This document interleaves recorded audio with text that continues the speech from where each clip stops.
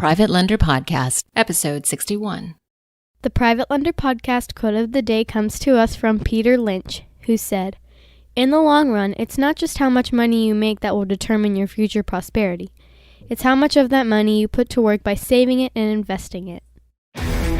This is the Private Lender Podcast, the show that shares practical advice and know-how for new and seasoned lenders, from private mortgages on single-family houses to joint ventures on commercial projects and beyond. Discover details about investment vehicles that you won't find at your local bank or online broker. Listen and learn from private lenders and real estate investors, as well as from professionals and entrepreneurs, as they share the details, strategies, and the insight that allows for successful and prosperous lending. Now, get ready to increase your ROI. Here's your host, Keith Baker.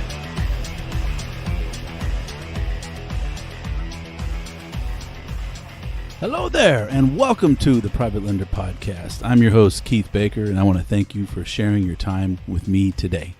This is going to be episode number 61, and it's the first that I am releasing after my 3-week hiatus, after throwing out my back, getting really busy at work, and just having life decide that I needed to do other things besides doing a podcast. So I'm back. Thanks for hanging in there. Thanks for listening and sticking in there, waiting for me.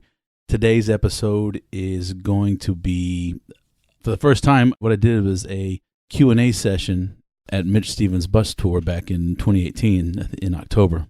And I grabbed the audio from it because I want to share it with you. It's best when, these questions just come from real life events or stages, or in this case, it was a breakfast room at a hotel in San Antonio. But I like it because I think there's a lot of value in there for you already, and it's already done. And this is a great way to come back out of my hiatus without, jumping in too much. But I am getting more and more episodes out there ready for you, locked and loaded on the weekly basis. So let's go ahead and get into the Q&A session I did at the Mitch Stephen bus tour. Wanted to introduce myself, introduce the podcast and what I'm trying to do.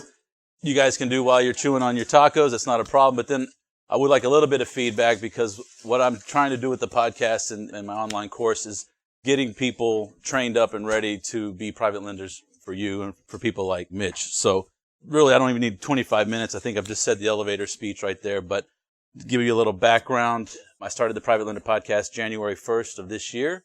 Episode 41 will go out, be released tomorrow.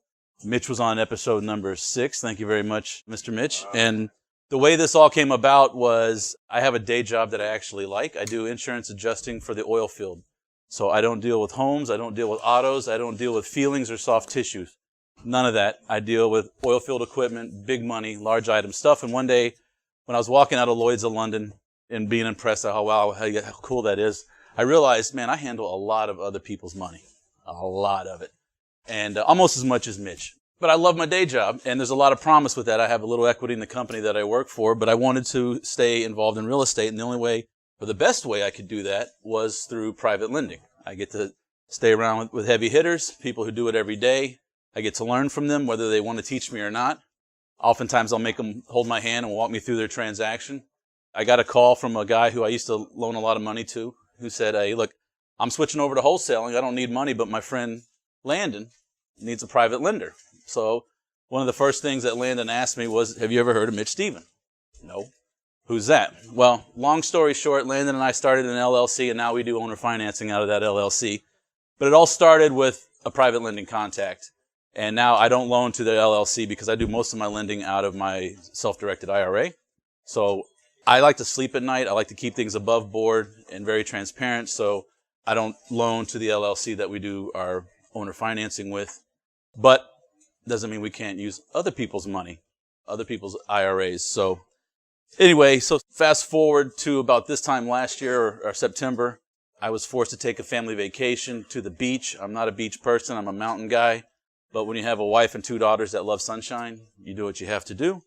So while I was miserable and destined, the idea struck me to start the podcast and start bringing, Mitch, I know, busts his tail, and probably a lot of you guys do, trying to find private money.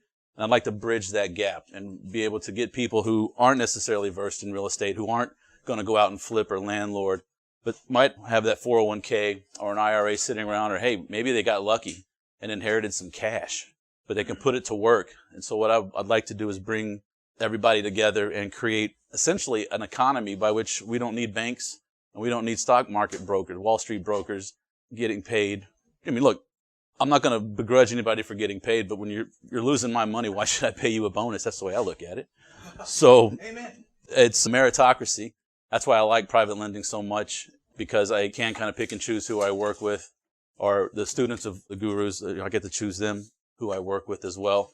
And so what I really want to do today is everyone's pretty much done eating. Oh, I'll give $1 if anyone eats a whole jalapeno right now. Anybody not from Texas? Anybody not from Texas? Too late.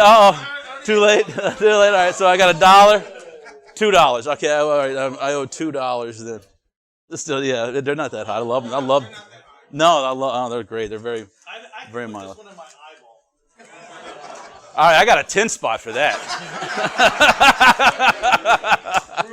Anyway, so kicked off the podcast. It got going slowly, but there's been traction little by little, getting more and more episodes or downloads every month, getting more and more interaction with people. And so that is going to lead to, hopefully in January, the Private Lender Academy, which is going to be the funnel to bring in your dentists, your orthodontists, your people with money who want to invest and help put things to work in your projects. We're going to start that in an online community, and then hopefully by this time next year, we'll be talking about having functions with Mitch and other folks of bringing everybody together so that you can introduce yourselves and your businesses to private lenders and negotiate the terms, because that's the other beautiful thing. Everything's negotiable. Everything. Nothing's taken for granted. It's not like walking into a bank, as you know, I'm sure you guys know a lot of. So that's what I'd like to do, is bring these two groups together, create this economy. And what I'm looking for from you guys this morning, besides indigestion, is what are your pain points? What are you guys struggling with when it comes to private lending? Is it finding private lenders? Is it convincing them? Yeah, if you could please tell me. Convincing private lenders. I know people have money that have money, but it's convincing them because they're skeptical about it. And I don't have enough credibility. Okay, are they skeptical of, is it you or is it your process of doing the owner finance and having them fund the first lien? Not sure. Not sure, okay. May I chime in? I think it's the insecurity on your part because you don't think that you deserve the money, or you don't have the track record, or why would anyone loan to me? But you can get over that, because it's not about you, it's about the deal. You just need to explain to them that they need to realize that they even need to realize that it's not about you, it's about the deal. You're either going to get paid this amount of money, or you're going to get this house. And this is how much you have involved. If you don't want, if that's not a value to you, or you don't see how you're protected with that, then don't do this. It's really pretty cut and dried. It's almost like I'm not going to force someone or talk someone into doing it. Right. If they don't see it, I just leave them alone and go to the next one. Yeah. Because you start getting into trouble when you start pushing round pegs into square holes, you know? But the other thing I want to address is, he said a really key word: create your own economy. That's how I learned to boom. I had my own economy, and during the recession, I didn't need a bank. I didn't need anyone to support me except the team that I had built, which is my private lenders and my buyers and my sellers. So it's about creating your own economy. Write that down. You have to create your own economy from the very beginning to the end. So that when there's a slowdown or there's a bump in the road for everyone else, it doesn't affect you. And I think we're coming up, Manhattan luxury real estate's had 4 consecutive quarters of decline. So there are some potential signs writing on the wall that we may be coming in for the next market cycle, the next correction. And guess what? What happened in 2009? Who was lending money in 2009? Not banks. No, it wasn't banks. It was private lenders. And so that's part of my job, is to get people over the hump to see that this is a good deal, that their money is going to be protected. Yes, there's risk in everything. Just read any prospectus from Schwab or Fidelity, but you can mitigate that risk. And I'm trying to get people over that hump to where when they come to you, they're ready to go. If they're comfortable with the deal, then they'll move forward. And then everybody gets happy. And I'm glad you said that. One of the main things is you can't guarantee anything. You can't have the word guarantee in anything you say. There is no guarantee. The whole United States could be knocked off the planet if there's a nuclear war. So there's no guarantee. That's how you have to look at it. Yeah. So when you tell people, I have an investment with a minimal risk or a very nice risk-reward situation, that's how you start to phrase it. Yeah. It's, we have security backing up your loan. There's a security. Yeah, this is one of the only investments that is secured by real estate and insurance policies, title insurance, property, and after Harvey flood. I require on any note that I originate or have touched, I require flood insurance from the National Flood Insurance Program. If somebody's going to say $450 is going to kill my deal, then it's not a deal. and you don't need to be lending on it, or you probably shouldn't be getting into that deal anyway. So, I mean, that's my opinion. But from a lending perspective, that's where I come from with the flood insurance side of things. Yes? Private lending, how do you find them? How do you get their attention? How do you stand in front of them? And once you do, what's your script? What do you tell them? It's a good question, and my answer is constantly evolving, because I was the guy who went to RIA meetings for 3 years and sat back there and never opened up my mouth. And now that I've started the podcast, I can't shut up, it seems like. So I go to meetings like this. I go to RIA meetings all over here. I'm from the Houston area, so I go to as many RIA meetings as I can. I go to every single Quest IRA event that I can. And any other self-directed IRA custodian out there, I know there's a few. Quest is the hometown guy for me, so that's why I stick with them so much. And I got my start with them, so hence my loyalty. But I go to those meetings, and I'll just chat with people, and I won't go into, heard this great analogy. When you go to a singles bar, you're not direct. You don't walk up and tell exactly what you want. No, you have to go around it. So I don't talk about private lending. I don't talk about real estate. I talk about what they do in their family and what they want to do, how they want to secure their future. And then lead that into, have you thought about private lending? Because it's not for everybody. It's definitely not for everybody. And the first time somebody takes a chunk of money and hands it to you for, 3 to 5 years, I don't care how solid the paperwork is. That's still a gut feeling. So I would start just building rapport. I wouldn't even touch the topic of private lending at first. See where their mindsets are, and you can go from there, and then lead them into that situation. Because you don't want to take a guy who drives a Cadillac and make him drive a Pinto, right? So you got to kind of know your audience, and I do it on an individual basis. Like Mitch was real easy. He's been doing it for so long. Plus his student was telling me how great he is. So then I saw it work, and I saw the numbers come in, and they're still coming in. And I'm like, this is good stuff. Thank you, Mr. Mitch. 100% of my clients are investors. And when I talk about private lending to them, their biggest fear is lending me $30,000 on a property, because it's such a small amount that in their eyes, 8% of $30,000 is peanuts, right? Correct. How do you fix that situation? Very simple. I'll put it to you this way. When I first started private lending, I only did 6-month loans, and I wanted a minimum of 12%. But then I was working every 5 months trying to find another deal to put that into so that my money would just consistently run. So the owner financing model, now for 3 years, I'm going to get my 8%, and I don't have to work my money. All I do is check at the first of the month that the payment has come in, and that's it. How hard do they want to work for that is what it boils down to. As you can see, I'm very lazy. The only thing I really like to do is eat. So that's all I want to do. Like once I do my due diligence, once I underwrite and vet, say, your project, I want to set it and forget it. I want to go Ron Popeil all the way for those 3 years or however, 5 years, however long we've got our terms for. I want to do that. So ask them, how hard do you want to work? Or do you want to do it one time, and for the next 3 years, you're going to get consistent return? Or that could be one time in 10 years or 15 or yeah. People that have 30 years to go before their IRA matures and says, man, I just want to set it and forget it. Yeah. So we say, well, how about a 15-year? You can pay 10% if you get a 25-year AM or a 20-year AM, Yeah. It's not all about the rate. Sometimes it's about the term. And it depends on what the person that you're talking to wants. Yes. Most of my people are older, so I do 8% interest only 5 years. But I start talking to some of the younger people, they might just want to set it and forget it. So you want to do, or you could do a 20-year balloon with a 5-year call. Or, you can do anything you can think of that's fits. It's all negotiable, yeah. You did so well, I forgot what I was going to say. But no, that's all right. If someone wants a shorter turnaround or they want the higher yield, then I wouldn't fish in that pond with them. Introduce them to a rehabber, a flipper, and tell them, look, if you change your mind, if you want to do this, or when you get tired of spending your wheels for your money, come talk to me. And that's how I kind of weed those people out, because I spent a lot of time trying to convince people who were only locked in on 14% that no, you can do this. It's great. You're spinning your wheels, and just identify them, and then it's okay. Maybe a rehab's better for you, but you look for the people like Mitch is talking about who want to do the set it and forget it. So even the people that say no, they're stuck on the 14%, say, you just send them an email with your funding opportunity. Maybe you got a house worth 100 that you're picking up for 45. You say, just want to show you the kind of deals that I'm offering for 8%. Look at this. It's a 45% LTV. I mean, how do you get burned on that? Yeah. You just send it out. So just want to show you. Kind of just keep dinging them once every month or once a quarter. Not too much. Just every now and then when a super stellar deal comes by, pick one of the people that told you, hey, just want to show you what happened this week. Yeah. Got a guy loaning on this deal here. And that'll work. Those drip campaigns will actually wear them down slowly but surely. Yes, sir. So just to maybe add value to the group, our company is called USA Private Money. Okay. All right. And so we wrote a little ebook called Flip Your Capital. Mm-hmm. So many people can't find flips, and they go through this training, education, and so forth. And we've got kind of an unfair advantage because we speak at those events. But we were able to raise $10 million in 18 months with this little ebook. And all of you can go take this ebook off our website, and it's the 14 reasons why banks loan money on real estate and why you should too.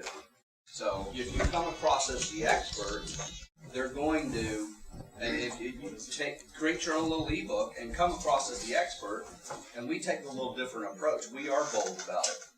You can't find a house you want to flip? How about flipping your capital? Let's put your money to work. I think flippers are a fantastic place to go. What's the name of the website? Yeah, so let's get the website and I'll repeat it back on the mic.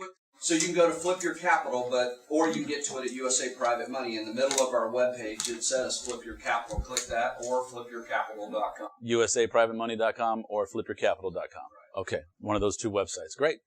Excellent. I think that's a great guide to help people. Did I hear you say we have permission to use that book? Go take the ebook and create your own ebook. Or, Yeah. I mean, I'd be happy for you to promote our ebook, but Sure. is that we don't have any trademark on the 14 reasons why people put money to work, right? Right. And that does provide a lot of value in adding to you because you're giving somebody value up front. You're changing their mindset up front with that ebook. And obviously it's successful. But that averages out a month, but it's a lot more than $1. I'm glad So you're saying about the success of that book, because I came up with the idea like a month and a half ago. I need to write that booklet myself, so I'm just about finished with that booklet. It's just how to become a passive lender using real estate as collateral.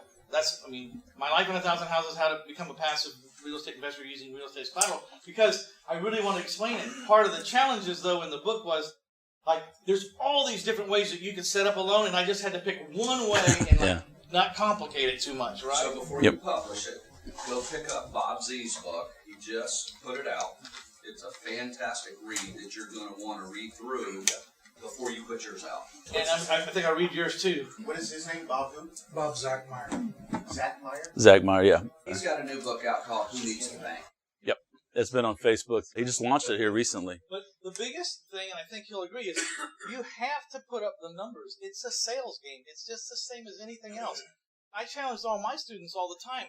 I bet you can't present to 50 people in a row, even as an amateur, and get 50 no's in a row. Your challenge is to get 50 no's in a row. The question is, who in this room is actually going to go for that 50? I bet you can't make it to 15, but I'll guarantee you can't make it to 50. So if you set your goal to get 50 no's in a row, I bet you can't do it. You just said guarantee coming from the guy who said never guarantee. Well, So that's I how. wasn't guaranteeing That's someone's how. money. No, I wasn't guaranteeing. but that's how powerful that statement is, though. Do 50, get your 50 no's, Yeah, and it won't happen, You can't get 50 no's. and it won't happen. Yeah, so I learned this from Dan Kennedy. You guys know. Yeah, the king of kings. So Dan basically said, if you want to be seen as the expert, claim it. And the quickest way to claim it is to write a book. Yep. And so we wrote this ebook, and I would tell you, go out and figure out how to put together an ebook. And when you look at ours, it's junk compared to books go. And we're turning it into a real book. It's effective. But we raised $10 million with this concept. So you can go and do it, but the idea is when you're sitting with someone, I would bulldog them with, hey, I wrote this ebook, blah, blah, blah, the 14 reasons or the 10 reasons or the 20 reasons why you should do this. And they will see you as an expert immediately. Yeah. Yeah, don't rip them off verbatim, but yeah, definitely. Don't reinvent the wheel either, right? I mean, that's, but I think that's, very generous of you. Thank you. yeah, appreciate that. Just got a few more minutes. Okay, here. a few more minutes. I have another question here. Yes, sir. Keith, Mitch, you also, what typical private lender, describe him or her, age, situation in life, what do you guys see as, you don't want to waste time if somebody's not going to be interested in this, so what is the perfect? No, I don't advertise on Snapchat for millennials. No, I look for somebody basically 45 and above because mostly what we're looking for is old 401ks to work with, and someone who's put 20 years into the job market is going to have some of that available to be able to piece together, whereas someone who's fresh out in their 20s, early 30s, if they're in their early 30s, they're probably just starting their family. They're probably figuring out how they're going to afford that mortgage, and they may want a side hustle or do something on the side, but private lending doesn't put you in Ferraris with bikini models. You know, it's just good old world, tortoise versus the hare, steady Eddie capital building. So I look for people who are a little more settled down in life, the middle age. Like I said, 45 is about the youngest. I started private lending in my late 30s. So on my Facebook ads, I will go down to 35 just in case there's like that one hotshot lawyer kid. Yeah, a 35-year-old is a kid to me, just to let you guys know. And if he or she wants to get into it, I definitely do that. But definitely, like Mitch says, most of his lenders are going to be retired people. They're out of the game. They want a decent return, but they don't want to have to work too hard for it, and they want it secured so that he kind of fits that mold. You don't go to the real estate club to go find people to do this because they're all looking to be you. But I did learn something from one of my ex-partners, Sam, who I did my first 450 deals with. And so here's what I like to say. Take the people that don't have money, that are easy to access, and practice your pitch with them. Get them to understand it. And then at the end, when they say, well, that'd be great if I really had any money, he says, well, I understand, but don't you know someone that needs this kind of help? And then they refer you to your dad or their uncle. Well, my dad's rich or my uncle's rich, and then you get them to bring them to the table. It's taken a two-step process to get it done, but one, you get your jitters out of your presentation with someone who doesn't really matter, and then at the end, you ask them, well, I'm saying they don't matter because they don't have the money. I mean, you can fall on your face for them and it not feel so bad, because, and then you say, well, I don't know, is it someone in your family has a retirement plan, they're sick and tired of living by the ticker tape or sick and tired of getting 0.5%, and then you get a referral from them, and that referral gets brought in by their nephew or their son. And they're selling for you basically at that point, yeah. Want to hear something funny? One of my private lenders is a stockbroker. Oh, yeah. He goes, how is this possible?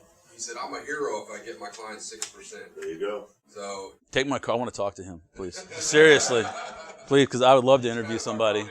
A very good friend of my father's that works for Merrill Lynch, and so I've had lunch and breakfast with him, and he says, well, look, I can't recommend anything that Merrill Lynch doesn't deem from on high, and I personally, SEC's got government written all over it. I mean, let's face it, you don't want to mess with them, but as far as creating a fund and being able to advertise and all that, and having only accredited investors and so on and so forth. In my peer group, retired military guys, age 45 to 50, we have the TSP that we contributed to while we're on active duty through payroll deduction. Now, once you retire, you can never contribute to it again. Correct.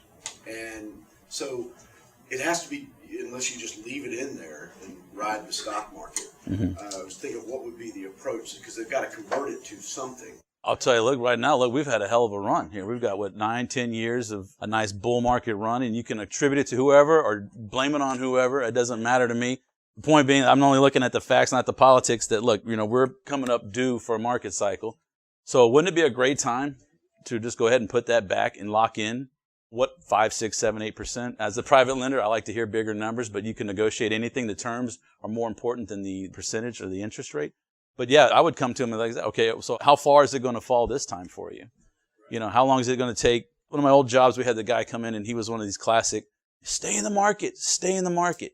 And so he gave this great spiel about how if you stayed in the market, you see all this would happen. I was like, yeah, but from 2001 to 2011, you were flat. You lost a decade basically in the market. Like your growth, your losses just wiped each other, balanced each other out. So you might not get a flat line, but you can get 6, 8, 12, 10, whatever percentage a year over year, and you don't have to work your money that hard.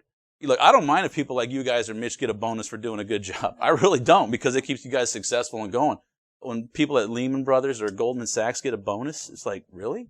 If I screw up at my job, I don't get a bonus. I can tell you that right now. I don't know how you guys work, but when I screw up, I don't get money for it. So that's how I would say, look, you can't time the market, but we all know it's coming. So if it looks like a duck and it walks like a duck, maybe it sounds like one too. Yeah. Okay. Well, no, thank you. Appreciate you guys coming in. Thank you for interacting with me. I appreciate it.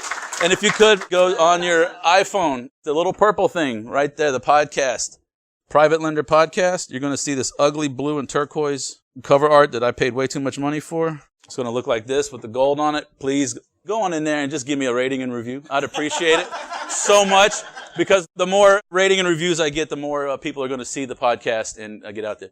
Private Lender Podcast, and you should have a card in your folders. Keith Baker, that's me. I'd greatly appreciate it, and I hope everybody enjoys themselves.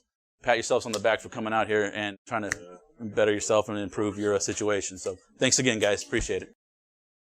Well, there you have it, everybody. My first live Q&A Spitfire session.